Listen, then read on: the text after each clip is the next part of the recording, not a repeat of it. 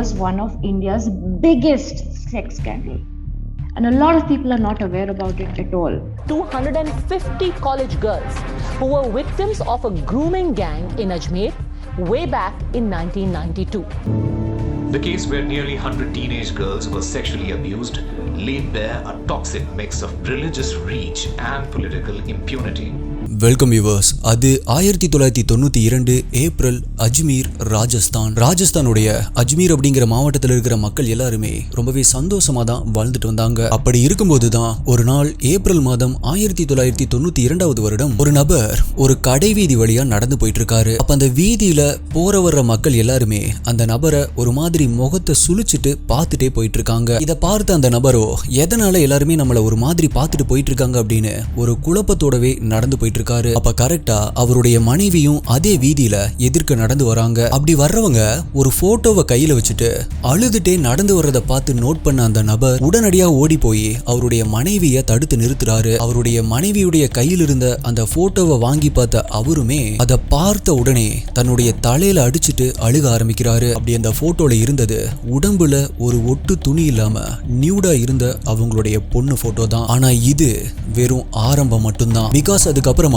அந்த ஒரு நபருக்கு மட்டும் இல்ல, அந்த அஜ்மீர் மாவட்டத்தில் இருக்கிற ஒட்டுமொத்த மக்களுடைய சந்தோஷமுமே சோகமா மாற ஆரம்பிச்சது. திடீர்னு அந்த ஊரை சேர்ந்த ஸ்கூல் படிக்கிற, காலேஜ் படிக்கிற பொண்ணுங்க எல்லாருமே ஒவ்வொருத்தரா அவங்களே அவங்களுடைய உயிரை எடுத்து இறந்து போக ஆரம்பிச்சாங்க. எதனால இப்படி எல்லாம் நடக்குது அப்படின்னு காரணமே தெரியாம அப்படி இறந்து போன பொண்ணுங்களுடைய பேரண்ட்ஸ் எல்லாமே நிலை குலைஞ்சு போனாங்க. அதே நேரத்துல அந்த ஊர்ல சில பெண்களுக்கு திருமணமும் பிக்ஸ் ஆயிருந்திருக்கு. பொதுவா இப்படி கல்யாணம் பிக்ஸ் ஆனா பொண்ணு வீட்டுல இல்ல மாப்பிள்ளை வீட்டுல பொண்ணு நல்ல பொண்ணா இல்ல பையன் நல்ல பொண்ணா அப்படிங்கறத விசாரிக்க அந்த ஊர்ல இருக்கிறவங்க கிட்ட விசாரிப்பாங்க இல்லையா. ஆனா இங்க அந்த மாப்பிள்ளை வீட்டை சேர்ந்தவங்க எல்லாருமே அஜ்மீர்ல இருக்கிற நியூஸ் பேப்பர் பிரிண்ட் பண்ற ஆபீஸ்க்கு, அதாவது பிரஸ் ஆபீஸ்க்கு போய் அங்க இவங்க திருமணம் பண்ணிக்க போற அந்த பொண்ணுடைய போட்டோவை கொடுத்து இதுக்கு முன்னாடி இந்த போட்டோல இருக்கிற இந்த பெண்ணுடைய நியூட் போட்டோஸ் ஏதாவது பிரஸ் ஆபீஸ்க்கு கிடைச்சிருக்கா அப்படின்னு கேட்க ஆரம்பிக்கிறாங்க. அந்த பொண்ணை பத்தின எந்த போட்டோஸும் கிடைக்கல அப்படின்னு தெரிஞ்சா அந்த பொண்ணு நல்ல பொண்ணு தான் அப்படின்னு நம்புவாங்க. அதுக்கப்புறமா தான் அந்த பெண்களுக்கு திருமணமே நடக்க ஆரம்பிச்சது. இப்படி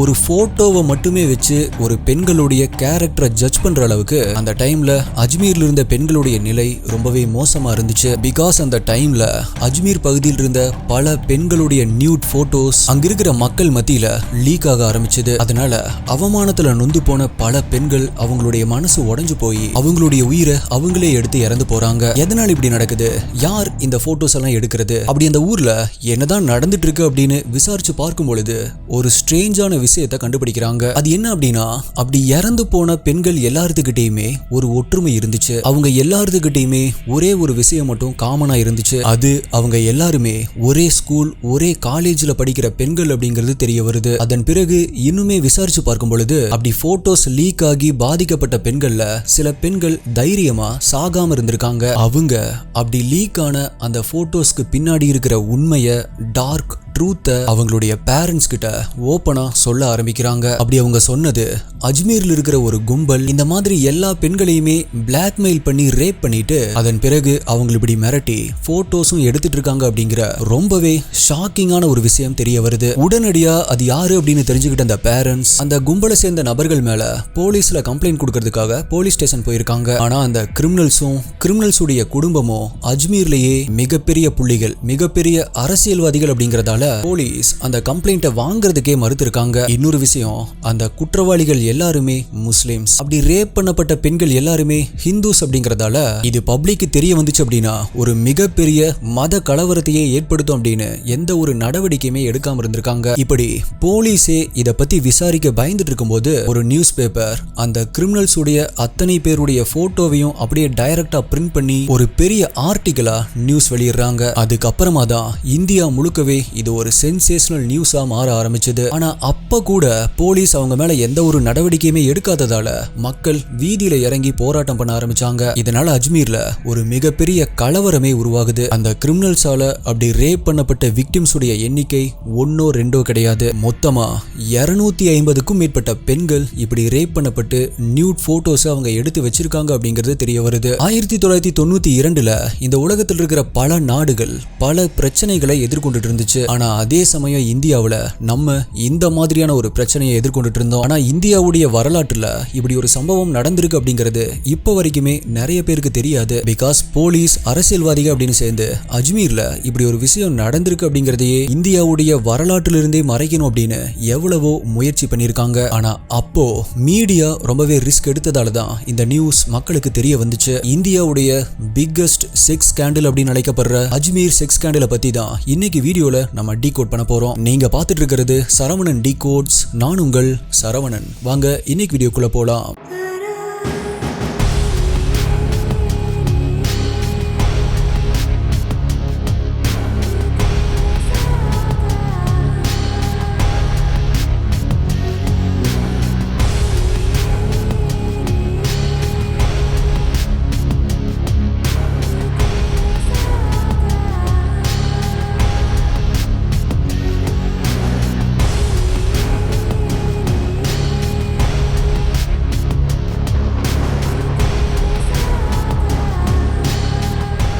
பான் வீடியோஸ் பார்க்கறது சரியா தப்பா? பான் அடிக்ஷனால என்னவெல்லாம் விளைவுகள் இருக்கும் அப்படிங்கிற இந்த மாதிரி கேள்விகளுக்கெல்லாம் ஆன்சர் தெரிஞ்சுக்கணும் அப்படின்னா அதற்கான பதில் யுவர் பிரைன் ஆன் போன் அப்படிங்கிற இந்த ஆடியோ புக்ல இருக்கு. குக்கு எஃப்எம்ல இந்த ஆடியோ புக் இருக்கு. கண்டிப்பா எல்லாருமே கேட்க வேண்டிய ஒரு ஆடியோ புக். இந்த புக் மட்டும் இல்ல, இந்த மாதிரி பல எக்கச்சக்கமான இன்ட்ரெஸ்டிங்கான எக்ஸ்க்ளூசிவ் கண்டென்ட்ஸ் எல்லாமே குக்கு எஃப்எம்ல ஆடியோ ஃபார்மேட்ல இருக்கு. புக் படிக்கிறதுக்கு டைம் இல்லாதவங்க ஒரு ஹெட்ஃபோன்ஸை போட்டுட்டு வாக்கிங் போறப்ப, டிராவல் பண்றப்ப அல்லது சமையல் பண்றப்ப அப்படின்னு ஒரு பாட்டு கேட்கிற மாதிரி ஒரு புக்கை ஆடியோ ஃபார்மேட்ல கேட்டு முடிக்கலாம். T5T50 இந்த கூப்பன் கோடை யூஸ் பண்ணா 50% உங்களுக்கு ஆஃபர் கிடைக்கும். கூப்பன் கோட் ஆப்புடைய லிங்க் டிஸ்கிரிப்ஷன் பின்டு கமெண்ட்ல கொடுத்திருக்கேன். தேவையானவங்க யூஸ் பண்ணிக்கோங்க. குக்கு எஃப்எம் கேளுங்க, மனதிற்கு பிடித்ததை.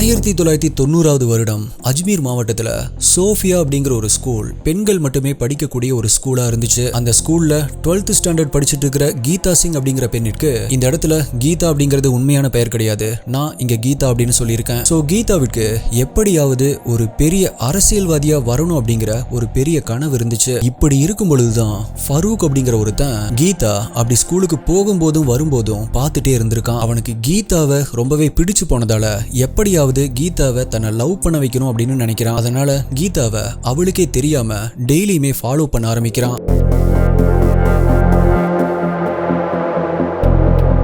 அப்படி ஃபாலோ பண்ணதுல ஒரு பெரிய பிசினஸ்மேனுடைய பையனான அஜய் அப்படிங்கிற பையனும் கீதாவும் ஃப்ரெண்ட்ஸ் அப்படிங்கிறது தெரிய வருது. இதை தெரிஞ்சுக்கிட்ட ஃபரூக் அஜயை கடத்திட்டு போயிருக்கான். அப்படி கடத்திட்டு போனவன் எப்படியாவது கீதா கிட்ட என்னை இன்ட்ரோடியூஸ் பண்ணி வை அப்படின்னு சொல்லி அந்த பையனை நிர்வாணமா, அதாவது நியூடா போட்டோ எடுத்து மிரட்ட ஆரம்பிச்சிருக்கான். அதற்கு அடுத்த நாள் கீதா மற்றும் கீதாவுடைய தங்கச்சி அங்க இருக்கிற ஒரு மார்க்கெட் வழியா நடந்து போயிட்டு இருந்திருக்காங்க. அப்ப அவங்களுக்கு ஆப்போசிட்ல ஒரு மாருதி வேன் ஒன்று வருது. அந்த வேனுக்குள்ள அஜய் இருக்கிறத பார்த்ததுமே கீதா அங்க நின்று ஹாய் சொல்லியிருக்கா. அஜயும் வேனை நிப்பாட்டி அந்த வேன்குள்ள இருந்த ஃபரூக், நஃபீஸ், அன்வர் அப்படின்னு இந்த 3 பேருமே தன்னுடைய புது ஃப்ரெண்ட்ஸ் அப்படின்னு கீதா கிட்ட இன்ட்ரோடியூஸ் பண்ணி வச்சிருக்காரு.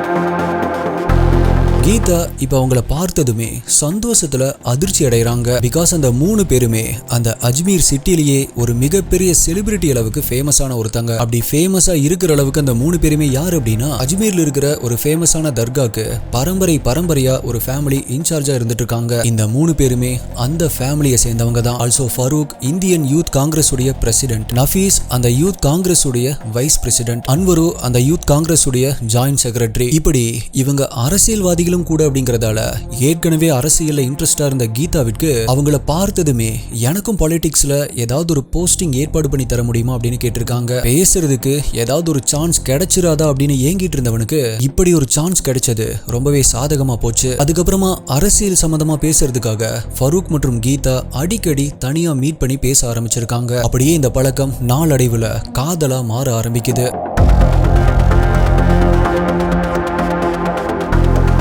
இப்படி இருக்கும்போது தான் ஒரு நாள் ஃபரூக் கீதாவை நம்ம 2 பேரும் கொஞ்ச நேரம் தனிமையில் இருக்கலாம் அப்படின்னு ஒரு இடத்துக்கு கூட்டிட்டு போயிருக்கான். அதுக்கப்புறமா அடிக்கடி 2 பேருமே செக்ஸுவல் ஆக்டிவிட்டீஸ்ல இன்வால்வ் ஆயிருக்காங்க. இப்படியே நாட்கள் போக போக ஃபரூக் கீதாவை கொஞ்சம் கொஞ்சமா வெறுக்க ஆரம்பிச்சிருக்கான். இப்படி இருக்கும் பொழுது ஒரு நாள் கீதா எப்பவும் போல ஸ்கூலுக்கு கிளம்பி ரோட்ல நடந்து போயிட்டு இருந்திருக்காங்க. அப்படி போயிட்டு இருக்கும் பொழுது அவங்களுக்கு பின்னாடி வேன்ல ஃபாலோ பண்ணிட்டு வந்த ஃபரூக் மற்றும் நஃபீஸ் கீதா கிட்ட வேன்ல ஏறு, நாங்க கொண்டு போய் ஸ்கூல்ல டிராப் பண்றோம் அப்படின்னு சொல்லியிருக்காங்க. அவங்களும் அதை நம்பி வேன்ல ஏறி உட்கார்றாங்க. ஆனா அந்த வேன் இப்ப அவங்களுடைய ஸ்கூலை கிராஸ் பண்ணி போக ஆரம்பிக்குது.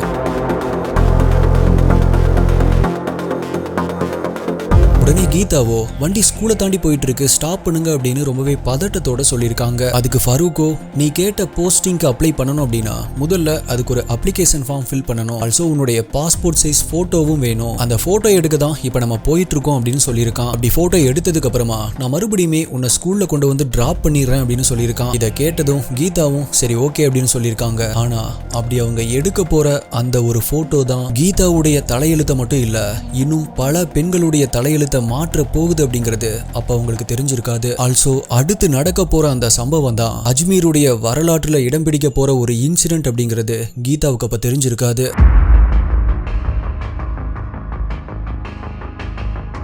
இப்ப அப்படி போயிட்டு இருந்த அந்த வேன் ஊரை விட்டு தள்ளி போய் அங்க இருக்கிற ஒரு பண்ணை வீட்டுக்கிட்ட போய் நிக்குது. அப்ப ஃபரூக் கீதா கிட்ட போட்டோ எடுக்கிறதுக்கு முன்னாடி நஃபீஸ் பாலிடிக்ஸ் பத்தி உங்ககிட்ட ஏதோ அர்ஜென்ட்டா பேசணும் அப்படின்னு சொன்னா, ஆல்சோ அப்ளிகேஷன் ஃபார்மும் இந்த வீட்டுல தான் இருக்கு அப்படின்னு சொல்லி கீதாவை அந்த வீட்டில் இருக்கிற ஒரு ரூம் குள்ள கூட்டிட்டு போறாங்க. அதுக்கப்புறமா ஃபரூக் நீங்க பேசிட்டு இருங்க, எனக்கு அர்ஜென்ட்டா ஒரு வேலை இருக்கு அப்படின்னு சொல்லிட்டு அங்கிருந்து கிளம்பி இருக்கான். இப்ப அந்த ரூம்ல கீதாவும் நஃபீஸும் மட்டும் தான் தனியா இருந்திருக்காங்க. இப்ப நஃபீஸ் அரசியல் சம்பந்தமான ஒரு விஷயத்தை பத்தி தான் நம்ம கிட்ட பேச போறான் அப்படின்னு நினைச்சு இருந்த கீதாவிற்கு ஒரு மிகப்பெரிய அதிர்ச்சி அங்க காத்துட்டு இருந்துச்சு.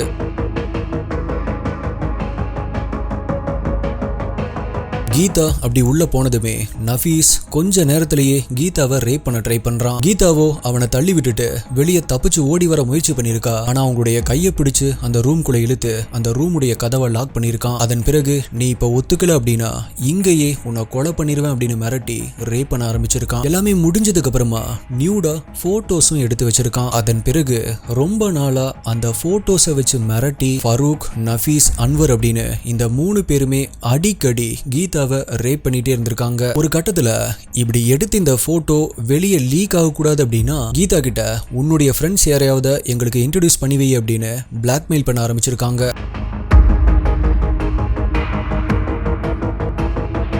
இத பேரண்ட்ஸ் கிட்ட சொல்ல பயந்த கீதாவோ வேற வழி இல்லாம அவங்க சொன்ன மாதிரியே ஒரு ஃப்ரெண்ட அங்க கூட்டிட்டு போயிருக்காங்க. அங்க போற வரைக்கும் அந்த ஃப்ரெண்டுக்கும் இது எதுவுமே தெரியாது. ஆனா அங்க போன உடனே அந்த ஃப்ரெண்டையும் அதே மாதிரி ரேப் பண்ணி உடம்புல ஒரு துணி இல்லாம போட்டோவை எடுத்து வச்சுக்கிறாங்க. இப்ப அந்த ஃப்ரெண்டையும் கீதா மாதிரியே மிரட்டுனதால அவங்களும் அவங்களுடைய இன்னொரு ஃப்ரெண்டை கூட்டிட்டு வந்து இன்ட்ரோடியூஸ் பண்ணி வச்சிருக்காங்க. இது இப்படியே ஒரு செயின் மாதிரி தொடர ஆரம்பிக்குது. ஸ்கூல் பெண்கள் மட்டும் இல்லாம இந்த விஷயம் தெரியாம இவங்களுடைய வலையில சிக்கின காலேஜ் பொண்ணையுமே அதே மாதிரி போட்டோ எடுத்து வச்சு அவங்களுடைய ஃப்ரெண்ட்ஸையும் இன்ட்ரோடியூஸ் பண்ண சொல்லியிருக்காங்க. இந்த மாதிரி இவங்க இப்படி பண்ணிட்டு இருக்கும் பொழுதே சில பெண்கள் மன உளைச்சலால இறந்து போக ஆரம்பிச்சாங்க. அப்படி இறந்து போற பெண்கள் எல்லாருமே ஒரே ஸ்கூல் அல்லது ஒரே காலேஜ் சேர்ந்த பெண்களா இருந்ததால அந்த ஊர்ல இருந்த வேற சில பெரிய அரசியல்வாதிகள் மற்றும் சமுதாயத்துல பெரிய அந்தஸ்தில் இருக்கிற பெரிய மனுஷங்க அப்படின்னு இவங்களுடைய கவனம் எல்லாமே இப்ப சோஃபியா ஸ்கூல் பக்கம் திரும்ப ஆரம்பிச்சது. அவங்களுக்கு ஃபரூக் மற்றும் அவனுடைய கேங் மெம்பர்ஸ் உடைய ரகசியம் பற்றி தெரிய ஆரம்பிக்குது. அதுக்கு அவங்களுடைய சைட்ல ஏதாவது ஆக்ஷன் எடுப்பாங்க, இந்த பொண்ணுங்களை எப்படியாவது காப்பாத்துவாங்க அப்படின்னு பார்த்தா ஃபரூக்குடைய கேங்கோட சேர்ந்து இவங்களுமே அந்த ரேப்ல இன்வால்வ் ஆரம்பிக்கிறாங்க. அது மட்டும் இல்ல, நாட்கள் நகர அஜ்மீர்ல இருக்கிற பல பேருக்கு இந்த விஷயம் தெரிய வருது. அப்படி இந்த விஷயம் தெரிஞ்ச பல ஆண்களும் அந்த பொண்ணுங்களை மிரட்ட ஆரம்பிச்சிருக்காங்க.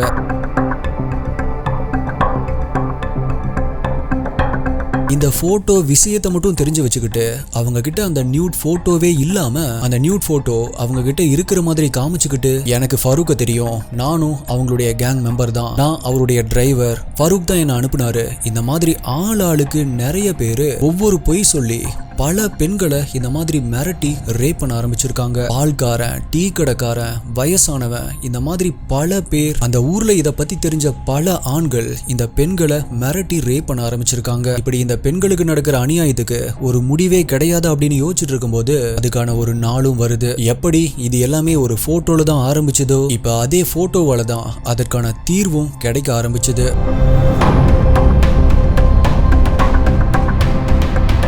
இப்ப இருக்கிற மாதிரி அப்ப நினைச்ச உடனே ஒரு போட்டோ எடுக்கிறது அப்படிங்கிறது அவ்வளோ ஈஸியான ஒரு ப்ராசஸ் கிடையாது. அந்த 90s காலகட்டத்தில் இருந்த கேமரா எல்லாமே ரீல்ஸ்ல தான் இருக்கும். போட்டோ எடுத்ததுக்கு அப்புறமா அது ரீல்ல தான் ஸ்டோர் ஆகும். அப்படி ஸ்டோர் ஆன அந்த ரீல தான் நெகட்டிவ் அப்படின்னு சொல்லுவாங்க. அதுக்கப்புறமா அந்த நெகட்டிவை ஒரு கலர் லேப்ல கொடுத்து அதை தான் போட்டோவா கன்வெர்ட் பண்ண முடியும். அதனால இந்த 3 பேருமே வழக்கமா அஜ்மீர் கலர் லேப் அப்படின்னு அழைக்கப்படுற ஒரு இடத்துல தான் இந்த நெகட்டிவை கொடுத்து போட்டோவா எடுத்துட்டு வந்திருக்காங்க. அப்படி அந்த போட்டோ எல்லாத்தையுமே புருஷோத்தமன் அப்படிங்கிற ஒரு போட்டோகிராஃபர் தான் ரெடி பண்ணி கொடுத்திருக்கான்.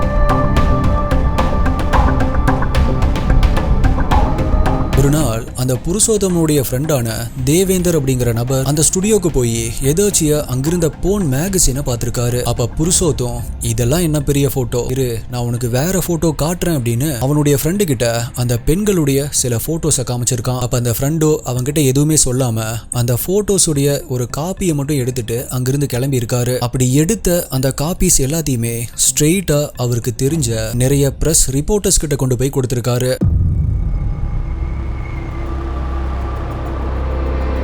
அதுல நவஜோதி அப்படிங்கிற ஒரு பிரஸ்ல இருக்கிற சந்தோஷ் குப்தா அப்படிங்கிற ஒரு ரிப்போர்ட்டர் கையில அந்த போட்டோ கிடைக்குது. உடனடியா அவர் அந்த சோஃபியா ஸ்கூலை பத்தியும் காலேஜை பத்தியும் அங்க என்ன நடக்குது அப்படின்னு அது எல்லாத்தையுமே வாட்ச் பண்ண ஆரம்பிக்கிறாரு. அதுல அவர் ஃபரூக்குடைய கேங் மெம்பர் பண்ற விஷயத்தை பத்தி கண்டுபிடிக்கிறாரு. அப்படி பாதிக்கப்பட்ட ஒரு பொண்ணை டைரக்டா போன்ல கான்டாக்ட் பண்ணி நிறைய டீடைல்ஸை கலெக்ட் பண்றாரு. அப்பதான் பாதிக்கப்பட்ட சில விக்டிம்ஸ்ல சில பேரு IAS IPS ஆபீசர்ஸ் உடைய பொண்ணுகள்லாம் இருக்காங்க அப்படிங்கிறது தெரிய வருது. இதிலிருந்தே அஜ்மீர்ல ஃபரூக்குடைய ஃபேமிலிக்கு எவ்வளோ பெரிய இன்ஃப்ளூயன்ஸ் இருக்கும் அப்படிங்கிறது உங்களுக்கு புரிஞ்சிருக்கும் அப்படின்னு நினைக்கிறேன்.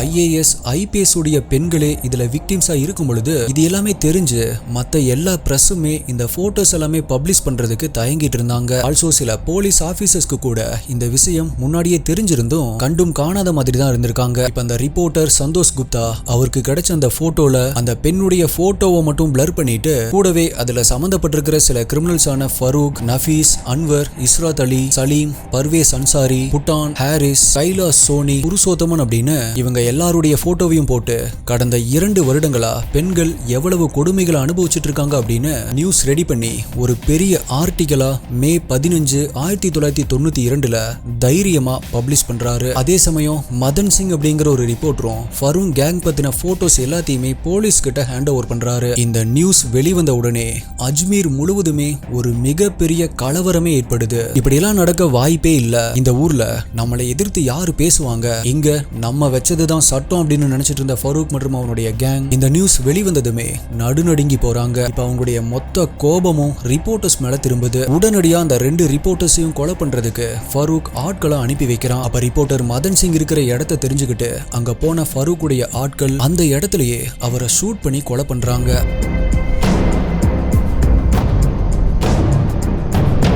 அன்னைக்கு அஜ்மீர்ல மிகப்பெரிய கலவரமானதுக்கு அப்புறமா மொத்தம் 250 விக்டிம்ஸ்ல 13 பேர் ஃபரூக்குக்கு எதிரா கம்ப்ளைண்ட் கொடுக்கறதுக்கு தைரியமா தயாரா இருந்தாங்க. ஆனா இந்த ரிப்போர்ட்டரை கொலை பண்ணதுக்கு அப்புறமா ஃபரூக்குடைய கேங் இந்த பொண்ணுகளை போன்லயும் நேர்ல வீட்டுல போயும் மிரட்ட ஆரம்பிச்சிருக்காங்க. அதனால 250க்கும் மேற்பட்ட விக்டிம்ஸ்ல கம்ப்ளைண்ட் கொடுக்க தைரியமா தயாரா இருந்த அந்த 13 பேரும் இப்ப 3 பேரா குறைஞ்சாங்க. அதுல ஒரு பொண்ணு இன்வெஸ்டிகேஷன் நடந்துட்டு இருக்கும் பொழுதே அவமானம் தாங்க முடியாம அவங்களுடைய உயிரை அவங்களே எடுத்து இறந்து போறாங்க. மீதி இருந்த 2 பெண்கள்ல ஒரு பெண் போலீஸ் அடிக்கடி தன்னுடைய வீட்டுக்கு வந்து போறதால அவங்களுடைய நெய்பர்ஸ், ரிலேட்டிவ்ஸ், அந்த ஊர்ல இருந்தவங்க அப்படின்னு ஏதோ இந்த பொண்ணுங்களும் அவங்களுடைய பேரண்ட்ஸும் தான் தப்பு செஞ்சிருக்காங்க அப்படிங்கிற மாதிரி அவங்கள ஒரு மாதிரி கேவலமா பார்த்து கேவலமா நடத்தினதால அவங்க அந்த ஊரை விட்டே காலி பண்ணிட்டு வேற ஊருக்கு போயிருக்காங்க. ஃபைனலா அந்த 250க்கும் மேற்பட்ட விக்டிம்ஸ்ல ஒரே ஒரு பொண்ணு மட்டும்தான் எதுக்குமே பயப்படாம தைரியமா கம்ப்ளைண்ட் கொடுத்திருக்காங்க.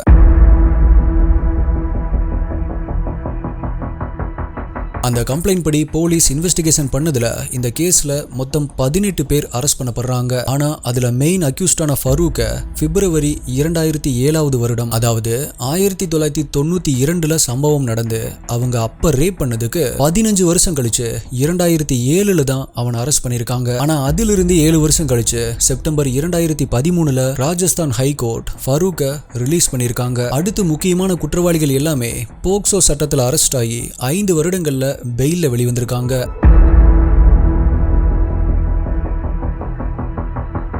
இப்படி ஒரு சம்பவம் இந்தியால நடந்திருக்கு அப்படிங்கிறது நிறைய பேருக்கு தெரியாது. ஆனா இது நியூஸ் பேப்பர்ல தெரிய வந்தப்ப அந்த கிரிமினல்ஸ் எவ்வளவு பெரிய இன்ஃப்ளூயன்ஸ் இருந்திருந்தா இவ்வளவு பெண்களை எவ்வளவு தைரியமா சர்வ சாதாரணமா இப்படி ரேப் பண்ணிருப்பாங்க. அந்த பெண்கள் ஒவ்வொரு முறையும் அப்படி ரேப் பண்ணப்பட்டு அந்த போட்டோக்கு போஸ் கொடுக்கும் பொழுது அந்த பெண்களை தனியாலாம் போஸ் கொடுத்து எடுக்க மாட்டாங்க. கூடவே அந்த கிரிமினல்ஸ் அந்த பெண்களுடைய செஸ்ட அமுக்குற மாதிரி இந்த மாதிரி சிரிச்சுட்டே போஸ் கொடுத்து தான் அந்த போட்டோவை எடுப்பாங்க. இந்த மாதிரி பல போசஸ பல பெண்கள் கிட்ட எடுத்திருக்காங்க. அந்த சமயம் அந்த பெண்களுடைய மனசுல எவ்வளவு எண்ணங்கள் ஓடிட்டு இருந்திருக்கும் அப்படிங்கறத நினைச்சு பாருங்க. சொல்ல முடியாத அளவுக்கு வலியோட தான் அந்த பெண்கள் இருந்திருப்பாங்க. அதுல இன்னொரு வேதனையான விஷயம் என்ன அப்படின்னா, இந்த பொண்ணுங்க இந்த கொடுமைய 1 நாள் 2 நாள் இல்ல மொத்தம் 2 வருடங்களா பொறுத்துட்டு இருந்திருக்காங்க.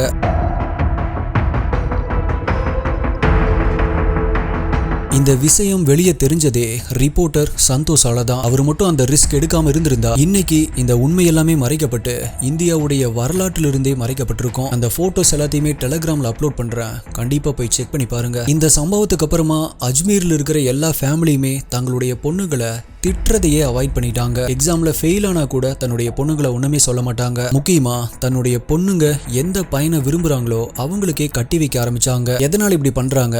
இந்த இன்சிடென்ட்டுக்கு அப்புறமா பேரண்ட்ஸ்க்கு பொண்ணுங்க மேல அவ்வளோ பாசமா எல்லா பேரண்ட்ஸுமே திருந்தி தங்களுடைய பெண்களுக்கு இம்பார்ட்டன்ஸ் கொடுக்க ஆரம்பிச்சுட்டாங்களா அப்படின்னு கேட்டா அதெல்லாம் கிடையாது. இது எல்லாமே அந்த பெண்கள் அவங்களுடைய உயிரை அவங்களே எடுத்துக்க கூடாது அப்படிங்கிறதுக்காக தான். ஆனா அதுலயும் ஒரு சுயநலம் இருக்கு. பிகாஸ் அவங்க வீட்டில் இருக்கிற ஏதாவது ஒரு பெண் அவங்களுடைய உயிரை அவங்களே எடுத்துட்டாங்க அப்படின்னா, ஓ இந்த பொண்ணும் இந்த கேஸ்ல ஒரு விக்டிமா இருந்திருப்பாங்க போல, அதனாலதான் அந்த பொண்ணு இறந்து போயிருக்கா அப்படின்னு அந்த பொண்ணுடைய ஃபேமிலியே அந்த அஜ்மீர் மக்கள் அந்த ஊர்ல இருந்து ஒதுக்கி வச்சிருவாங்க. அவங்க கிட்ட பேசுறதையே அவாய்ட் பண்ணிருவாங்க. சோ நம்ம ஃபேமிலிக்கும் அப்படி நடந்துடக்கூடாது அப்படின்னு அவங்க வீட்டில் இருக்கிற பொண்ணு என்ன சொன்னாலுமே பேரண்ட்ஸ் எதுவுமே சொல்லாம அதை அக்செப்ட் பண்ணிக்குவாங்க. இதுல பாதிக்கப்பட்ட பல விக்டிம்ஸ் வெளியே தலை காட்ட முடியாம வெளிநாட்டுக்கு போய் வாழ்ந்துட்டு இருக்காங்க. ஆனா பல பொண்ணுங்களுடைய வாழ்க்கையை சீரழிச்ச ஃபரூக் மற்றும் அவனுடைய கேங் மெம்பர்ஸ் இப்போ அந்த அஜ்மீர்ல தான் மக்களா சந்தோஷமா தான் வாழ்ந்துட்டு இருக்காங்க. சோ எஸ்டி இன்வெஸ்டிகேட்டர்ஸ் நம்மளுடைய இந்தியால இப்படி ஒரு விஷயம் நடந்திருக்கு அப்படிங்கறத கேட்கும் பொழுது உங்களுக்கு எப்படி இருந்துச்சு? ஆல்ரெடி இதை பத்தி கேள்விப்பட்டிருக்கீங்களா? இல்ல இப்பதான் இதை பத்தி உங்களுக்கு தெரிஞ்சுதா? உங்களுடைய கருத்துக்களை மறக்காம கீழே கமெண்ட் பண்ணுங்க. ஒவ்வொரு வீடியோலையும் நம்மளுடைய எஃபோர்ட் உங்களுக்கு பிடிச்சிருந்துச்சு அப்படின்னா வீடியோக்கு ஒரு லைக் கொடுத்து உங்களுடைய சப்போர்ட்டை கொடுங்க. அதே மாதிரி சப்ஸ்கிரைப் பண்ணாம இப்போ வரைக்கும் பார்த்துட்டு இருந்தீங்க அப்படின்னா சப்ஸ்கிரைப் பண்ணியும் உங்களுடைய சப்போர்ட்டை கொடுங்க. இதே மாதிரியான வேற ஒரு வீடியோல மீட் பண்றேன். நன்றி, பாய்.